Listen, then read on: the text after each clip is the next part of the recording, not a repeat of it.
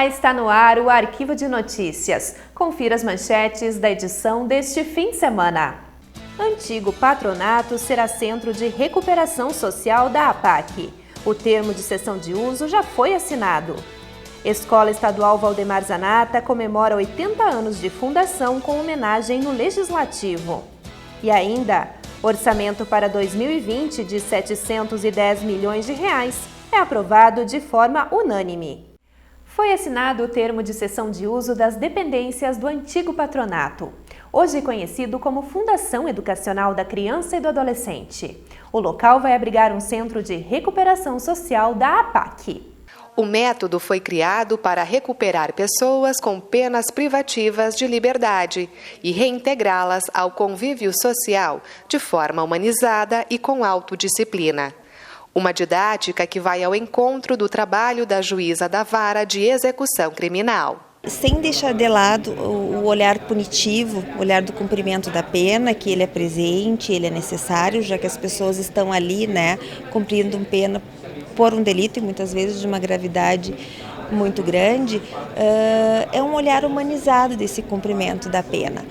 E, em última análise, um olhar humanizado para que possamos efetivamente reintegrar este indivíduo ao convívio social de uma forma mais ética, de uma forma mais correta, que consiga ser cumpridor, enfim, de todas as demandas sociais e devolver, então, à sociedade, no caso de Passo Fundo, um indivíduo que não volte a delinquir. Ainda conforme a juíza Lisiane, este é um método de eficácia comprovada, que reduz custos e possibilita menor emprego de efetivo. Um dos grandes motivadores do método APAC são os índices de reincidência, que de 70% a 80% eles caem para 10%. E ele é um método que nós não estamos criando agora, é um método que há muitos anos vem sendo usado em alguns estados, especialmente em Minas Gerais, que contamos com 28 APACs, e é um método que tem demonstrado um efetivo sucesso. As pessoas, e ele tem uma lógica muito simples, A APAC é uma lógica muito simples. É tirar ele da criminalidade, colocando ele num ambiente sem criminalidade. Hoje, o que nós fazemos? Hoje nós pegamos um indivíduo, que cometeu um crime, enfim, e colocamos ele num ambiente prisional, onde infelizmente está dominado por facções, por toda a demanda, por todo o tipo de criminalidade. O termo de permissão para utilizar as dependências do antigo patronato, atual Fundação Educacional da Criança e do Adolescente, já foi assinado. Com isso, será possível a implantação do Centro de Recuperação Social da APAC. A FECA possui um conjunto de patrimônios aqui na cidade. Nós tínhamos uma área onde antigamente funcionava a escola aberta, onde após o término das atividades dessa escola, aquele espaço então ficou, de certa forma, até ocioso. A partir dessa solicitação da APAC, então nós fizemos uma tratativa junto ao Conselho Deliberativo, e o Conselho aprovou então a sessão, termo de sessão. Claro que nós fizemos uma conversa, um diálogo com o Ministério Público, com o Tribunal de Contas, até para poder permitir com que a APAC tenha a sua casa aqui em Passo Fundo e a FECA também não tenha nenhum problema jurídico ou alguma outra situação. Então estamos hoje num grande momento nessa assinatura desse termo de cessão, que eu digo que é o início de um novo tratamento que nós vamos ter aqui na nossa cidade para a recuperação dos presos. Para nós hoje é uma satisfação imensa, de termos vencido esse passo, essa etapa importantíssima que é ter a área destinada então para edificação, construção do método APAC, E como tu bem referiu, então, Porto Alegre, a já existente e única no Rio Grande do Sul, está à frente, mas que começou um trabalho longo, para chegar onde chegou. E nós, então, agora nos colocamos já no pioneirismo, à frente de todas as demais 7 APACs que estão em constituição no Rio Grande do Sul, porque hoje conseguimos então formalizar esse ato que nos dá então uma possibilidade de termos uma área, de podermos então naquele espaço já edificar, construir, né, prever todas as situações necessárias para posteriormente então estarmos recebendo esses recuperantes, esses apenados que irão então para lá e farão uso então do método APAC, esse sistema diferenciado de cumprimento de pena, onde é visto então o trabalho como um dos principais valores, a família, e tudo aquilo que a lei de execução penal de fato traz, mas que a gente observa que nos modelos tradicionais do sistema prisional não tem conseguido dar com eficiência, né? E a APAC então é um modelo que consegue cumprir na risca a lei de execução penal. A expectativa é que o espaço seja inaugurado no próximo ano e terá capacidade para abrigar 120 apenados.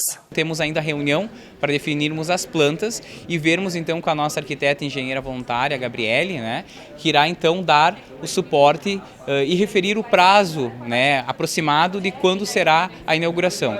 Nós presumimos, né, uma vez que temos que buscar recurso, angariar então nos mais diversos poderes e instituições, né? É algo que não é tão simples, mas também que o conhecimento que temos em buscar recursos já pelo Conselho e os colegas de outras entidades também, não será um dificultador, mas nós presumimos mais ou menos que em um ano estaremos então inaugurando, né, com toda a construção já edificada, pronta, os voluntários treinados, né, os primeiros então apenados indo para um presídio, um APAC, perdão, em algum lugar aqui do Brasil para fazer essa experiência, né? Porque há também toda uma questão gradual, não é de pronto que vai todos, né? Então o primeiro passo é levar 4 apenados do presídio já tradicional da cidade para uma APAC ou no próprio estado ou em outro estado, eles permanecem lá por 2 a 3 meses, fazem uma experiência, eles acabam aprendendo a metodologia e eles voltam então para a APAC que está sendo inaugurada com mais 4 apaquianos daquela cidade, 4 recuperandos daquela cidade, onde que eles fizeram o estágio, vamos dizer assim.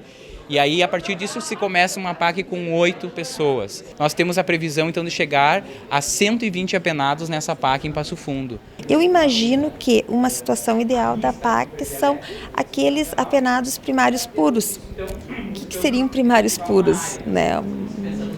São aqueles que nunca tiveram contato com o sistema. Né? Talvez esse seja um perfil interessante, quer dizer, ele não chega a entrar no sistema, ele já vem para o método APAC. E às vezes essas pessoas se envolveram num homicídio, algum fato muito grave, e têm penas muito altas também. A Câmara de Vereadores esteve representada no ato de assinatura do termo pelo presidente Fernando Rigon. O parlamentar contou que conheceu o método quando esteve à frente da Comissão de Cidadania, Cultura e Direitos Humanos e ficou surpreso com a rapidez que ele aconteceu em nossa cidade. Quando viemos aqui pela primeira vez, aqui no Ministério Público, conhecer, representando a Câmara, é um método novo, né? Até achamos interessante, mas não vislumbrávamos que com essa velocidade de um ano, hoje estaríamos aqui presenciando a assinatura desse convênio entre a FECA e o método APAC. Importante. E o que é importante? Importante quando quem condena, quem cuida do preso, quem ressocializa, estar junto, né? Por isso o sucesso desse projeto, né? Então ficamos muito felizes de ter sido aval, né, desse projeto. Tivemos o privilégio de, na Câmara de Vereadores, teve a assinatura da criação da primeira diretoria do método APAC. Então mostra o envolvimento da Câmara, envolvimento da sociedade nesse projeto.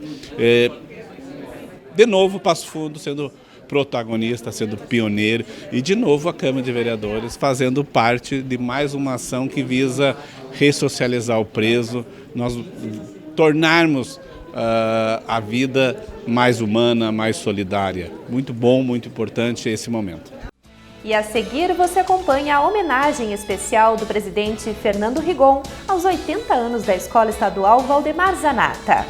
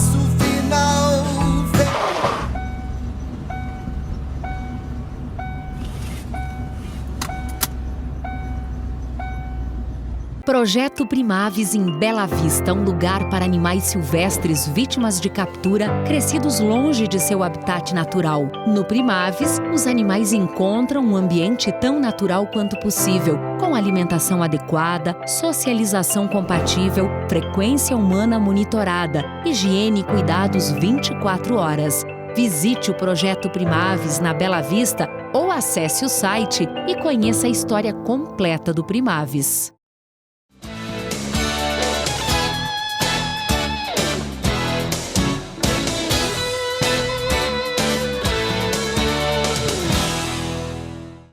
Estamos de volta para destacar o aniversário da Escola Estadual Valdemar Zanata, localizada no distrito de Sede Independência. A instituição, criada em 1939, recebeu uma homenagem do presidente Fernando Rigon. Por isso, a reportagem a seguir traz uma série de depoimentos com momentos marcantes dos 80 anos de história. Faço minhas as palavras de Paulo Freire. O filósofo disse que o importante na escola não é só estudar, mas também criar laços de amizade e convivência. E por aqui o lema é seguido à risca. Dona Eni, por exemplo, construiu uma relação de amor com a instituição. Neste lugar, lecionou por muitos anos e se aposentou. Ela resgatou 2 fatos que considera importantes, como o trabalho da Unidade Móvel de Iniciação Técnica e a escolha da denominação para Valdemar Zanata. A escola adotava o horário concentrado, que era 3 dias por semana para algumas turmas e os outros 3 para outras turmas. E naquela época também nós tínhamos aqui um projeto da UMIT, que era uma unidade móvel que vinha, era uma unidade móvel, um projeto do Estado. Então, quando eles vinham, também eles trabalhavam com técnicas domésticas, industriais e tal. Então, em função disso também, que esse horário concentrado era muito importante, porque as crianças daí ficavam o dia inteiro trabalhando com as técnicas aqui na escola. E também, outra coisa, o nome, a denominação da escola, que antes ela não tinha nome, né? Era Escola Estadual de Sede Independência. E daí, na época, a gente encaminhou e fez pesquisa e tal, e encaminhou um projeto para dar uma denominação para a escola a partir de pessoas representativas da comunidade. Então a escola recaiu no nome do senhor Valdemar Zanata, que era uma pessoa da comunidade, que colaborava muito com a comunidade, ele morava perto da escola, então era aquela pessoa que nas dificuldades se recorria, se chamava, e ele estava sempre disposto a ajudar. Então ele representou muito na comunidade, e daí a escolha recaiu sobre o nome dele, e a partir de então ficou o nome da escola Valdemar Zanata. A professora Marisa também dedicou boa parte da carreira aos estudantes do distrito de Sede Independência. Foram tantos os rostinhos que, vez em outra, acontecem os reencontros, trazendo de volta muitas lembranças. Lembro de um temporal muito forte que teve aqui, que descobriu a escola, né? Então a gente estava na sala de aula com os alunos. E começou aquele barulhão, a gente viu que o teto ia cair, né? E as crianças a tendência é querer sair, né? Queriam sair para fora e a gente trancou a porta e não deixou. Aí eles pareciam assim uns pintinhos ao redor da galinha, todo mundo pedindo proteção ali. Aí conseguimos segurar e tal. Quando passou o temporal, que tudo melhorou, a gente saiu para fora, eles conseguiram sair, a gente foi ver os estragos que foi feito. E eu lembro que a gente chegou na secretaria, a servente estava embaixo da mesa com a cuia jogada, né, do susto que levou. Então essa é a recordação negativa só, o resto é só positivo, sabe? Aí eu trabalhei 23 anos aqui na escola, então as crianças praticamente da família da gente, né? Todo mundo agora... Tu sai, encontra, vai nos determinados lugares, as pessoas cresceram, casaram e tudo. Oi, prof, tudo bem? Tudo bem? Às vezes eu tenho que perguntar, você é quem? Ah, eu sou fulano. Então, foi muito bom, foi uma etapa muito boa da vida da gente, aquele tempo trabalhando. Agora eu estou aposentada, mas eu não me desligo da escola. Qualquer atividade, a gente está aqui, ou para ajudar, ou para prestigiar, sempre, né? O ensino daqui certamente marcou a trajetória de várias pessoas, como é o caso do prefeito da cidade de Marau. Iura foi aluno entre os anos 80 e 90 e garante que viveu bons momentos na escola. Ela centralizava aqui algumas regiões mais para o interior, né, como Posse Boa Vista, como Capingui. E a gente vinha de Kombi lá do Capingui, né, uma Kombi pilotada pelo nosso tio. Então nós chegamos aqui para uma outra realidade, aqui parecia cidade grande na época para a gente, né? Então eu me recordo com muito carinho desse momento, né, dos colegas todos que nós fizemos aqui. Foram 4 anos da minha vida e que posso dizer que a escola, que os professores, que os funcionários tiveram um papel determinante, né, significativo na caminhada que a gente teve na sequência. E aqui na escola foi o momento em que nós saímos de uma realidade que nós tínhamos, de uma escola multisseriada, mais para o interior, e que a gente começou a dar os primeiros passos. Então, na minha caminhada, eu tenho convicção de que a escola foi decisiva, foi fundamental, e muita coisa, não só na formação profissional, mas na formação como pessoa, na formação de caráter, a gente aprendeu aqui na escola com as professoras, com os funcionários e com os colegas. Atualmente, a pequena instituição tem turmas multisseriadas com 20 alunos do 1º ao 9º ano do ensino fundamental.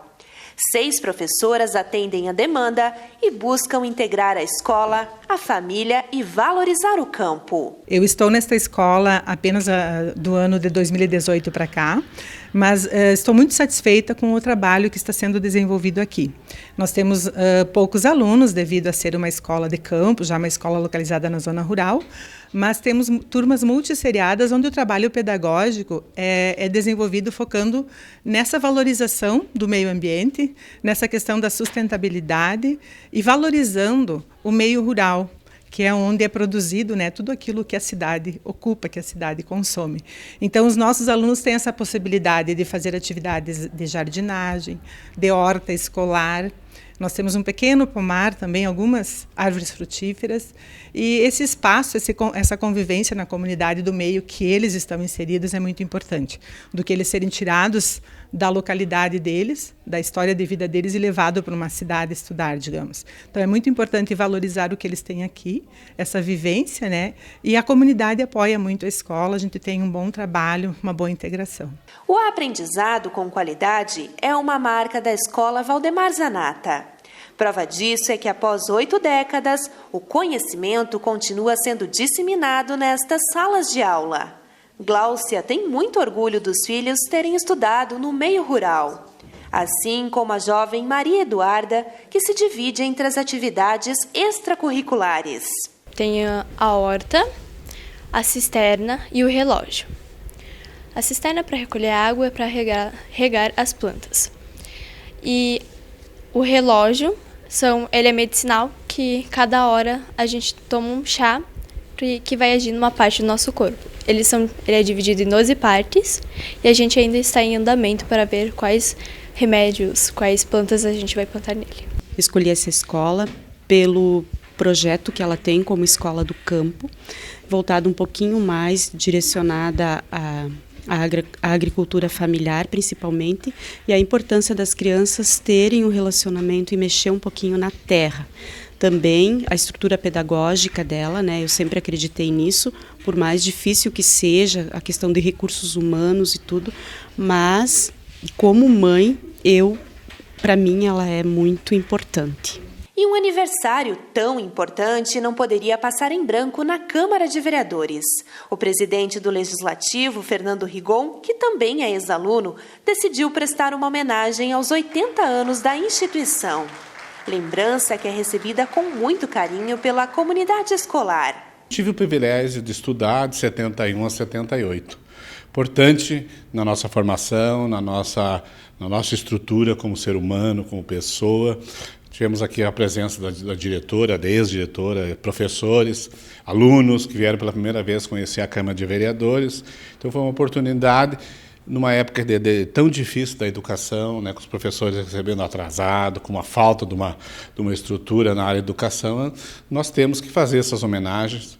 E em especial porque além de nós estudarmos lá, né, fizemos questão de salientar a importância que tem na vida política, de Passo Fundo, de Marau e do Brasil, né?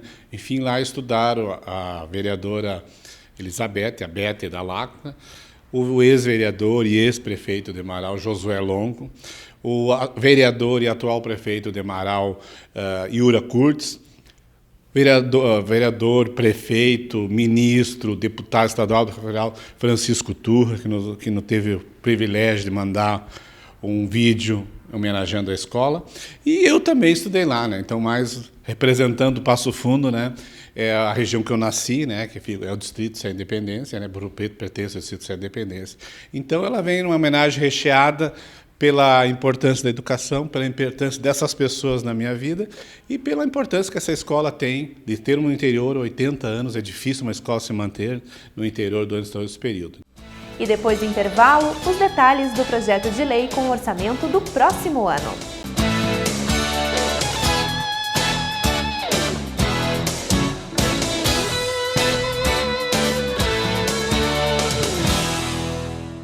Para você, o que é o amor? Coração. Quando gosta de uma pessoa. É paz. Carinho. Carinhoso. É quando a gente gosta de uma pessoa. Amar. E é tendo a chance de ser criança que elas descobrem o poder transformador do amor. ONG Amor. Criança sendo criança. Acesse amor.org.br e saiba como ajudar. Ei, eu queria poder falar com você. Te falar desses últimos meses e como tudo tá melhor. Eu percebi que viver é incrível, mais do que eu imaginava. Ser pai era um sonho e você me permitiu presenciar o nascimento da minha filha. Foi lindo. Pintei o quarto dela exatamente como imaginei. Antes de você, eu tinha medo de não conseguir estar presente quando esse momento chegasse. Queria te contar que, por sua causa, eu pude viver tudo isso. Provavelmente outras pessoas por aí querem te falar muita coisa também. Acho que você teria orgulho. Não só por mim, mas por ter feito algo tão nobre por pessoas que nunca viu. Eu só queria dizer obrigado. Obrigado por me dar mais tempo com a minha família. Obrigado pela sua doação de sangue. Doe sangue regularmente. Tem sempre alguém precisando de você. Procure o Hemocentro mais próximo e seja um doador.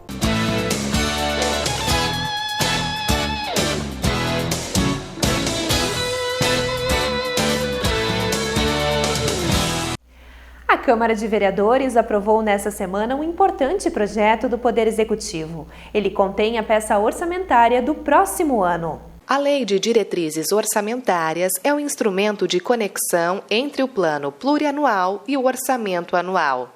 Ela tem a função de fazer a ligação entre o curto e o longo prazo. A LDO também fixa as metas e as prioridades da administração pública.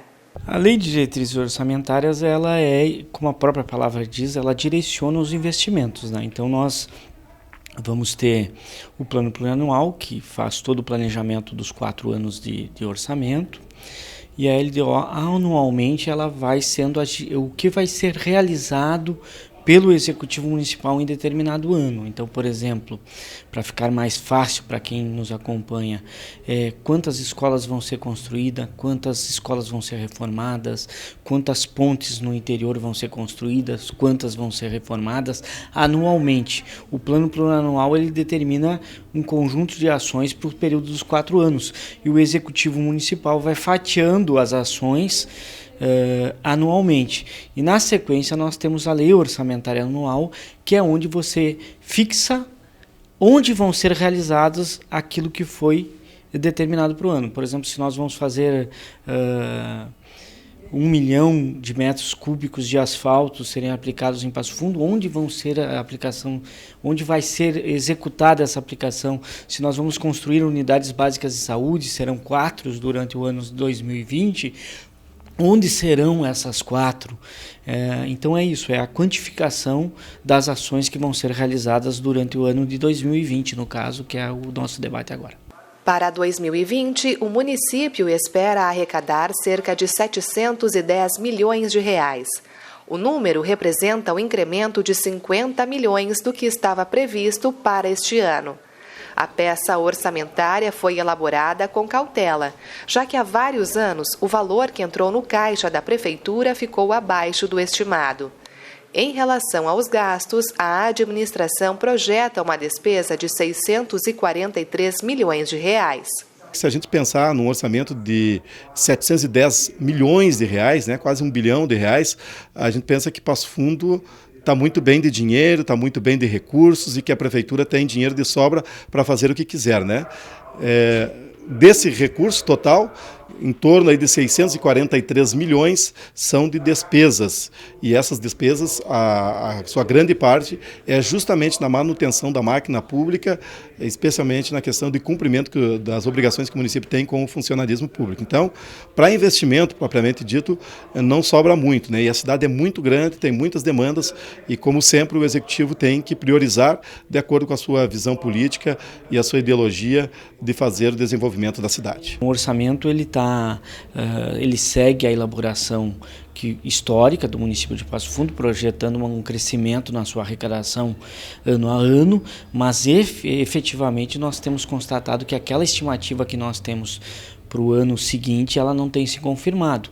É uma expectativa, por isso o Executivo Municipal já faz a sua programação bem abaixo da expectativa, porque se for o caso que alcance a arrecadação, é necessário, e isso é legítimo, que venha um novo projeto para a Câmara de Vereadores que autorize a aplicação desse resultado, vamos dizer, acima daquilo que era esperado. Mas, infelizmente, não é isso que tem acontecido. O município de Passo Fundo, em que pese aumentar a sua arrecadação, ela tem aumentado a arrecadação abaixo das estimativas. As metas fiscais englobam as previsões dos poderes executivo e legislativo e, claro, das autarquias, como o Hospital Municipal, o IPASSO e a Capacemo. Pelo menos 3 autarquias que têm os seus orçamentos independentes do município, está estabelecido por lei, que também na LDO já está previsto o repasse dos recursos para essas autarquias. O Poder Legislativo, que é um poder independente, a Câmara de Vereadores tem o seu orçamento próprio, mas claro que o dinheiro é do mesmo caixa da Prefeitura, é do pagamento de impostos dos cidadãos e do recolhimento de tributos que o município faz, onde a Câmara de Vereadores e o Poder Legislativo também, por lei, tem o seu percentual. Tudo isso está garantido na LDO, o município tem conseguido, né, e aqui usar até um termo para que o nosso telespectador entenda bem, o município, a administração municipal está suando sangue para conseguir manter salários em dias de todos os servidores e manter os repasses também em dia de todas as autarquias e do próprio Poder Legislativo num período que todos sabemos que as dificuldades elas são imensas, os repasses do governo federal e do governo do estado caíram bastante, estão muito atrasados e caiu também a questão da própria arrecadação que os cidadãos também estão passando por dificuldades nas suas casas e dificuldades em bancar seus impostos em dia. O projeto de lei aprovado de forma unânime é o original do Poder Executivo sem emendas. Agora, a LDO retorna para a sanção do prefeito. A Lei de Diretrizes Orçamentárias, a LDO, que está sendo aprovada pela Câmara de Vereadores, ela vem no sentido de atender a expectativa do Poder Executivo, que mandou um projeto para a Câmara, onde o projeto tramitou especialmente na Comissão de Orçamento, que é a comissão que tem o mérito, e que, por exigência de lei, também fez uma audiência pública, e como poucas vezes a gente viu aqui na Câmara de Vereadores, não houve emendas a esse projeto, ou seja, o projeto que é votado é o original que veio do Executivo. Houve uma compreensão por parte da sociedade de que algumas sugestões que chegaram na audiência pública, elas poderão ser contempladas posteriormente, quando o orçamento, propriamente dito, será votado pela Câmara de Vereadores, e aí os recursos serão confirmados, definitivamente carimbados para determinadas áreas. E o Arquivo de Notícias fica por aqui. Obrigada pela sua companhia e uma ótima noite.